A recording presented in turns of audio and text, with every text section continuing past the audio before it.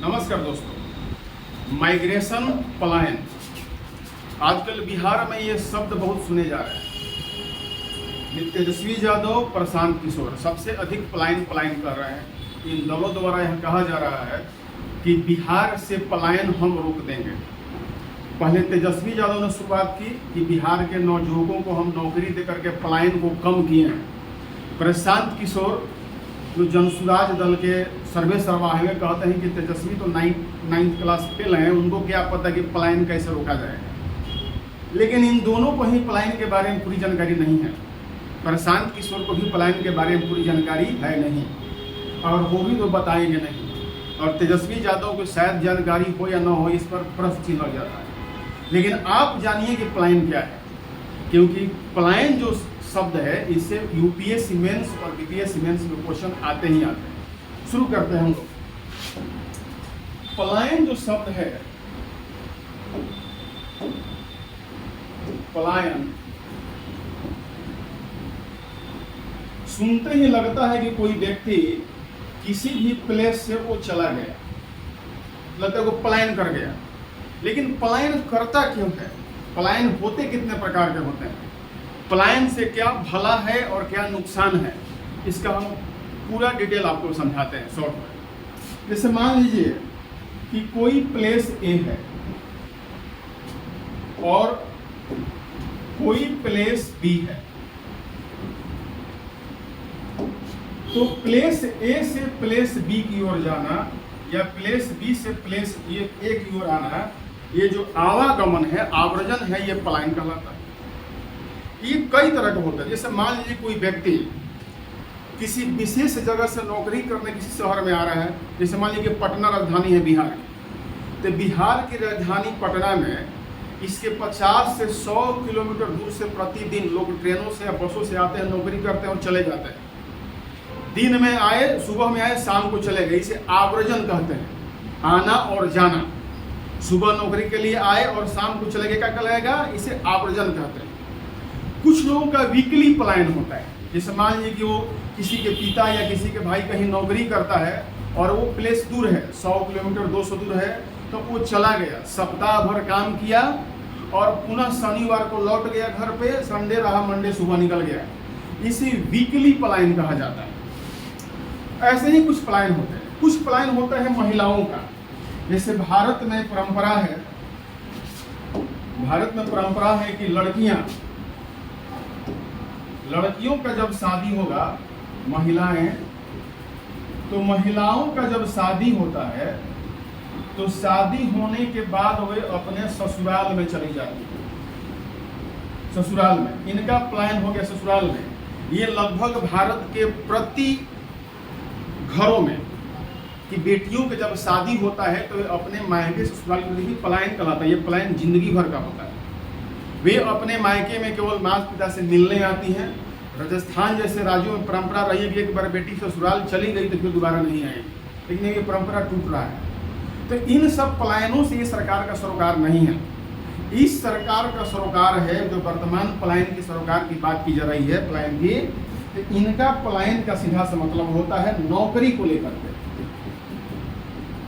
नौकरी, रोजगार। तो नौकरी और रोजगार को लेकर के जो पलायन हो रहा है, यह वर्तमान में अपने आप में बहुत बड़ी मुद्दा है। कि लोग, अगर एक बिहार है, हमने केवल बिहार का एग्जांपल दे रखा है, तो बिहार से जो नौकरी का पलायन हो रहा है, कहाँ कहाँ हो रहा है? कहाँ कहाँ हो रहा है? ये पलायन बिहार से कहाँ हो रहा है? तो आप देखिए कि बिहार से जो पलायन है उन्हीं जगह पर हो रहा है जहां पर औद्योगिक फैक्ट्रियां, रोजगार के साधन हैं। गुजरात, सबसे अधिक पलायन राज्यों में गुजरात, दिल्ली, मुंबई, हाल के दिनों में कोलकाता कम हुआ है, लेकिन कोलकाता ये ऐसे जगहों पे, मतलब बिहार से जो पलायन सबसे अधिक, गुजरात, दिल्ली, मुंबई।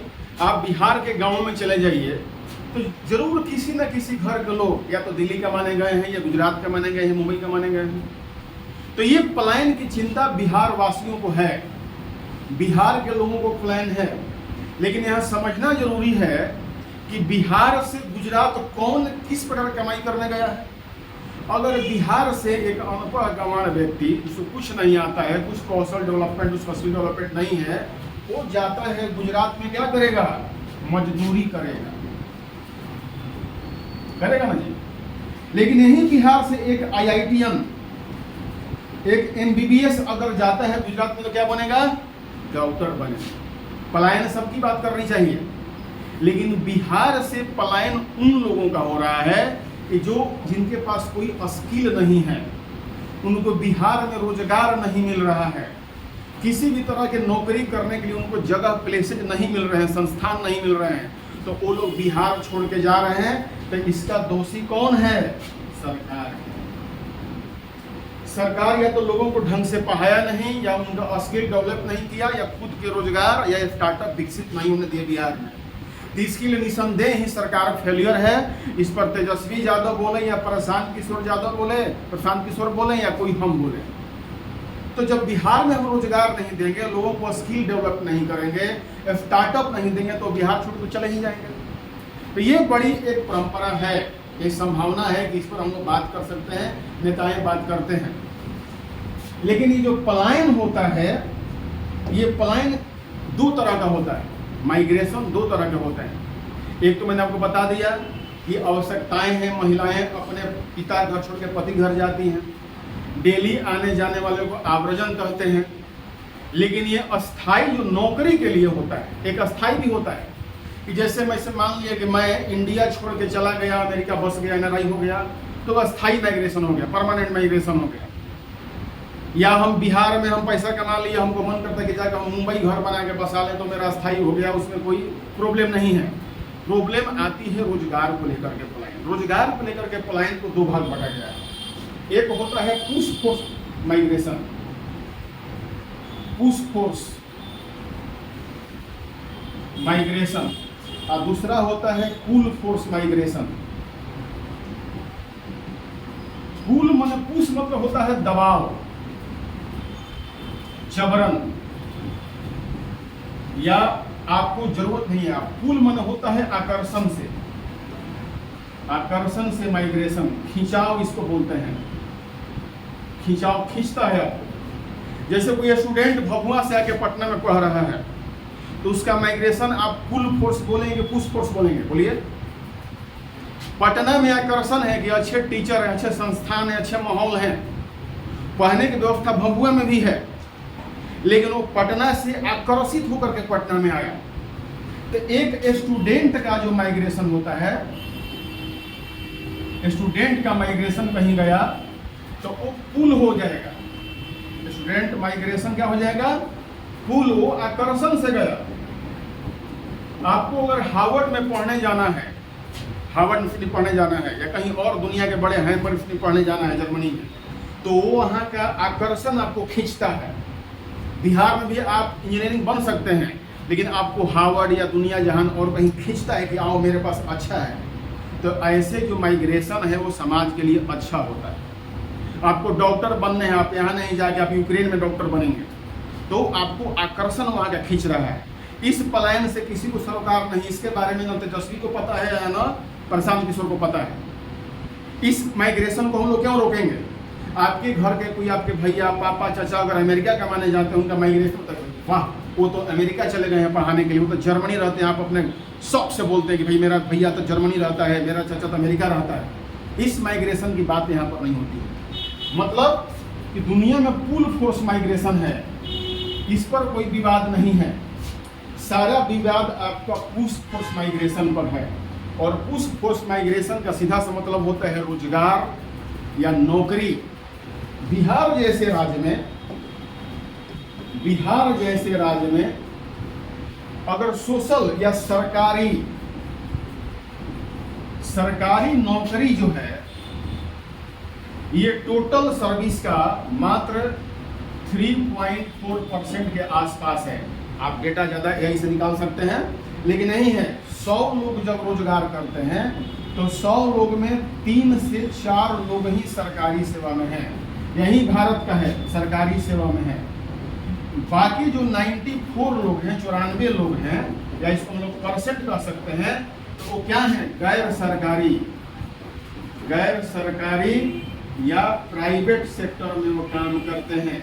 अब बिहार में प्राइवेट सेक्टर कैसा है? कितने बड़े इंडस्ट्री बिहार में लगाए गए हैं। तो गौतम अडानी हो या मुकेश अंबानी हो या अनिल अंबानी हो या महिंद्रा हो या टाटा हो, कितनी कंपनियां बिहार में लगी हैं? या L&T की साउथ की कितनी बड़ी कंपनियां बिहार में लगाई हैं? नथिंग, बहुत कम, नहीं के बराबर। छोटे मोटे यहाँ पे जैसे शोरूम है, दुकान है, होलसेलर हैं, कुछ मैन्युफैक्चरिंग हल्का फुल्का है, वही बिहार में है। तो बिहार की जो पॉपुलेशन डेंसिटी है, जो पॉपुलेशन डेंसिटी बिहार की है, वो इंडिया में सबसे क्या है? ज़्यादा है। सबसे ज़्यादा इंडिया में बिहार में डेंसिटी, लोगों की जनसंख्या घनत्व इतनी ज़्यादा है कि चाह कर भी लोग बिहार में रोजगार नहीं कर पा रहे हैं। तो बिहार से तो उनका पलायन होगा ही। कौन इनको रोकेगा?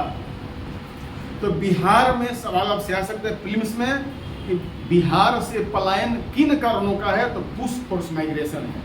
पुल फोर्स माइग्रेशन बहुत कम है, क्योंकि बिहार वासी के जो बच्चे होते हैं या जो भी हैं, वो भारत से बाहर या आकर्षित होकर के बहुत कम जाते हैं, क्योंकि आकर्षित होकर जाने के लिए उनके पास अच्छी IITian की डिग्री, मेडिकल की डिग्री या पढ़ने के लिए पैसे होने चाहिए। ये बहुत कम 1-2% लोगों के पास भी नहीं है। ये लाख में कुछ लोगों का परिवार है जो बाहर पुल फोर्स माइग्रेशन से जाता है। लेकिन पुश फोर्स माइग्रेशन बिहार में क्या है? सर्वाधिक है। तो पुश फोर्स माइग्रेशन के पीछे कारण क्या है, इसको हम लोग जानते हैं। बिहार में पुश फोर्स जो माइग्रेशन है, इसके पीछे पहला कारण ये है कि बिहार में प्राइवेट सेक्टर या निजी क्षेत्र में, प्राइवेट सेक्टर में रोजगार का अभाव है यहाँ पर। दूसरा है कल कारखाने,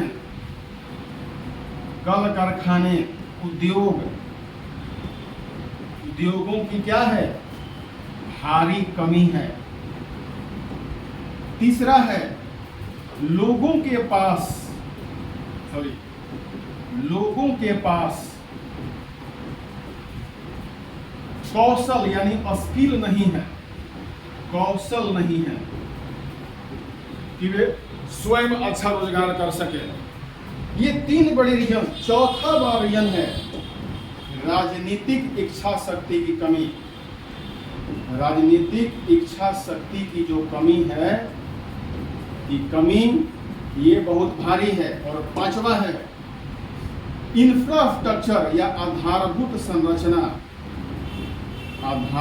संरचना या इंफ्रास्ट्रक्चर का धीमा विकास तो हुआ है, लेकिन धीमा विकास। हम नहीं कह सकते कि बिहार में रोड, सड़क, बिजली नहीं है, हुआ, लेकिन बहुत धीमा विकास। ये सारी चीज ऐसे हैं कि जो बिहार में युवाओं को ठहरने के लिए मौका ही नहीं देता। वो अलग बात है कि आज स्टार्टअप के तौर पे पूरे भारत में 48 करोड़ लोगों को स्टार्टअप के लिए पैसे दिए गए हैं, जिसमें बिहार राज्य भी सम्मिलित है। लेकिन जब स्टार्टअप के लिए पैसे दिए गए तो लोगों के पास रोजगार का क्या है? अभाव है, कौशलता का अभाव है, कमी है। इस आधार पर दूसरे पर डिपेंड हो जाते हैं और उनकी लागत या खर्चे अधिक हो जाते हैं और उनका स्टार्टअप क्या होता है? फेल हो जाता है। फॉर एग्जाम्पल, जैसे मुझे स्टार्टअप करनी है किसी लोहे का सामान बनाने के लिए, और मुझ में स्किल नहीं है कि उस लोहे के सामान से कैसे मैं दूसरा कोई वस्तु बना सकूं, तो मैं किसी दूसरे को हायर करूंगा, मेरा लागत क्या हो जाएगा? बढ़ जाएगा और हम फेल हो जाएंगे। बिहार में जरूरत है कौशलता का। स्किल डेवलपमेंट बिहार में कहीं भी अगर खुले भी हैं तो वो सब धांधली चल रहे हैं। मैं डायरेक्ट कह सकता हूँ कि जितने लोगों को कौशल विकास संस्थान खोलने के लिए दिए गए हैं, वो सारा पैसा मिट्टी में चला गया। बिहार का एक कहावत है कि गोईठा में घी सुखवाना। तो इस प्रकार बिहार में जो कौशलता विकास है, स्किल डेवलपमेंट है, इसको सरकार युद्ध स्तर पर शुरू करे तो पलायन रुकेगा। रह गई कि बिहार में कंपनियों के साथ जो एमओयू जो होते हैं साइन किया जाता है, वो एमओयू साइन करने से नहीं होगा। रियल में उनको धरातल पर जब तक हम नहीं लाएंगे, करार करके उनके सिर पे नहीं चढ़े रहेंगे, आइए हमारे यहाँ विकास हुआ, क्यों देरी कर रहे हैं, क्यों लेट कर रहे हैं, पलायन रुकने नहीं जा रहा। तो बात आ गई पुनः वही पलायन पर कि पलायन रोकने के लिए सरकार तो कदम उठा रही है, लेकिन वो कदम कितने कारगर हो रहे हैं, सरकार इसे खुद मॉनिटरिंग नहीं कर पा रही है। इसी को हम लोग राजनीतिक इच्छा शक्ति का अभाव कहते हैं। लोग शुरुआत तो कर देते हैं, लेकिन उसका सही जांच परख नहीं कर पाते, उसके बारे में पूरी जानकारी और रिपोर्ट नहीं आ पाता है। तो इसलिए पलायन जो है बिहार से रुकने का नाम नहीं ले रहा है। बिहार से पलायन रुकने के लिए 2-4 काम करने पड़ेंगे। कौन कौन से काम हैं जो बिहार से पलायन को रोक सकता है? पलायन को कैसे रोकें, कैसे रोकें? इसके लिए सबसे बड़ी जरूरी है स्किल डेवलपमेंट, कौशलता विकास का वास्तविक कार्यक्रम होना चाहिए, नकली नहीं। वास्तविक कार्यक्रम जब तक नहीं होगा तब तक हमारा ये नहीं रुकेगा। अगर कौशलता हमें होगी तो हम सेल्फ रोजगार करके हम बिहार में एक अच्छा पैसा कमा सकते हैं। सेल्फ रोजगार में कौशलता विकास हो जाएगी तो हम बढ़ईगिरी अच्छा कर सकते हैं, लुहारीगिरी कर सकते हैं, सुनारीगिरी कर सकते हैं, कई प्रकार के सामानों को बना करके हम पूरी दुनिया में बेच सकते हैं। चाइना में क्या है? चाइना क्यों आगे है? चाइना का स्किल डेवलपमेंट इतना था कि कोरोना काल में घर घर में मास्क बनाए जाते थे और हम लोग इंतजार करते थे कि हम मास्क दुकान से खरीद लें। मजाक में नहीं कर, सीरियस बात कर रहा हूँ। पाकिस्तान में जब मास्क का डिमांड पाकिस्तान से चाइना से किया गया तो गंदे जंघिया पुराने जंघियाओं को बनियान को काट करके चाइना ने पाकिस्तान को भेज दिया। घर घर में बनाए जा रहे थे। मोदी जी ने, भारतीय माननीय प्रधानमंत्री मोदी जी, नरेंद्र मोदी ने, उन्होंने कहा कि आपदा में अवसर की खोज। हमारे यहाँ पूरे भारत में 10-15 प्लांट थे ऑक्सीजन बनाने के लिए, मेजर प्लांट 5 ही थे। जैसे ही आपदा आई, हमको लगता है कि लगभग सभी जिलों में 1-2 क्षेत्रों में ऑक्सीजन का निर्माण होने लगा। बहुत सा जो पीपी किट होता था, पीपी किट कभी हम लोग जानते ही नहीं थे। पीपी किट भारत में बनाए जाने लगे, लोगों को रोजगार मिला, उद्योग मिला, पैसे मिले। तो आपदा में अवसर ढूंढने का काम जब लोग करेंगे तो उनके लिए जरूरी क्या है? कौशलता, उन्हें बनाना सीखना होगा। दूसरा जो सबसे बड़ा काम है, जो सबसे बड़ी काम है, वोकेशनल कोर्स। जो वोकेशनल कोर्स होते हैं, जो वोकेशनल कोर्स होते हैं, ये क्या करता है कि आपके स्कूल से ही या कॉलेज के शुरुआती दिनों से ही आपको ऐसी शिक्षाएं देता है कि अगर आप किसी सरकारी गवर्नमेंट में नहीं गए, कुछ नहीं किए, तो आप अपने एक कोर्स के माध्यम से सेल्फ रोजगार कर सकते हैं। ये बहुत जरूरी है, वोकेशनल कोर्स बच्चों को बताना, पढ़ाना, लिखाना, समझाना। तीसरा बड़ा जरूरी है कि बिहार में फूड प्रोसेसिंग इंडस्ट्री को युद्ध स्तर पे लाना। फूड प्रोसेसिंग का मतलब होता है कि जितने भी प्रकार के हमारे चावल है, गेहूं है, जितने भी चीज़ें बनाते हैं, तो उनसे हम लोग फूड को तैयार करके, माने डब्बा बंद फूड, या चावल को पैकेजिंग के माध्यम से, गेहूं को आटा में बदल करके उसको पैकेजिंग के माध्यम से बहुत तरह के हम लोग पकवान को ऐसे बनाएं और पूरी दुनिया में एक्सपोर्ट करें। जरूरत क्या है बिहारियों को अमेरिका में बना हुआ लेग चिप्स खाने का? क्या जरूरत है? अमेरिका के पेप्सिको कंपनी की बिहार में क्या जरूरत है? हम लोग बिहार में गन्ने को जूस को भी एक ऐसा ब्रांड बना सकते हैं, कुछ हल्के मसाला बना के पूरा हम अमेरिका को खिला सकते हैं। जरूरी है। तीसरी जो बड़ी बात है, चौथी, बिहार जो है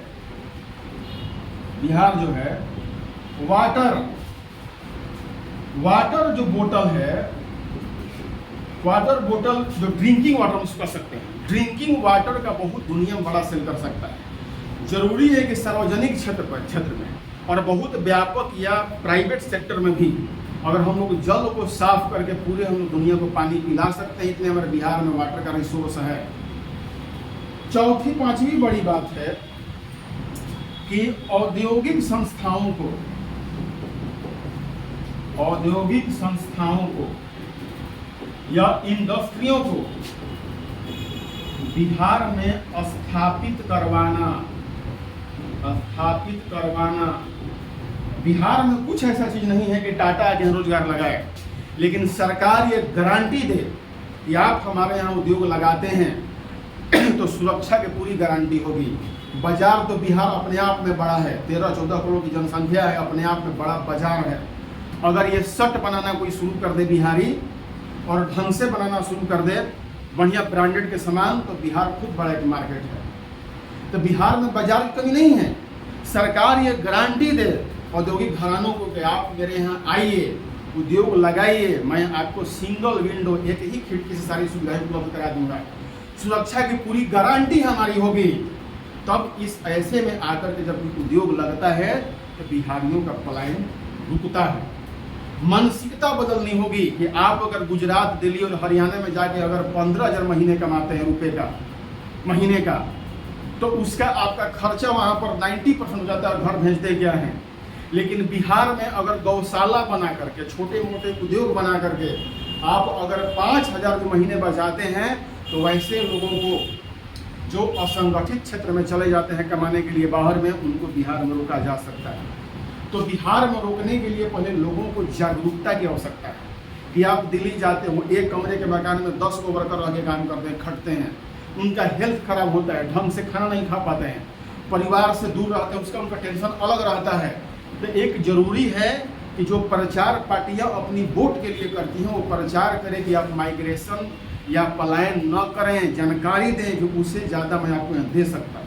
जब आप उनको यहाँ रोक लेते हैं तो उनको सेक्टर वाइज उनके योग्यता के अनुसार उनको डिवाइड करके उनके क्षेत्रीय क्षेत्रों में रोजगार दिया जा सकता है। तो बहुत बड़ी ज़रूरत है राजनीतिक और प्रशासनिक जिम्मेवारियों की। जब तक राजनीतिक और प्रशासनिक जिम्मेवारियां नहीं ली जाएंगी तो पलायन नहीं रुकेगा। पलायन जरूरी भी है, इसके बारे में बताता हूं कि पलायन कुछ हद तक जरूरी भी है। पलायन कुछ हद तक जरूरी भी है। ऐसे बढ़ावा देना चाहिए। कैसे पलायन? जैसे मान लीजिए कोई भारतीय है, आपके घरों कोई बच्चे हैं, वो यहाँ से MBBS का, IITian का, MBA का अच्छी डिग्री लेके विदेशों में जो पढ़ाई करने जाते हैं, तो विदेशी मुद्रा को भारत में लाने कौन काम करता है? यही लोग करते हैं। पलायन का मतलब ये नहीं कि सिर्फ पलायन रोक दो, सब पलायन रोक दो। पलायन जो होता है वैसे पलायन जो स्वेच्छा से हो रही हो, फुल फोर्स माइग्रेशन हो रहा हो, आकर्षण से हो रहा हो, वैसे माइग्रेशन को सरकार को बढ़ावा देने की भी आवश्यकता है।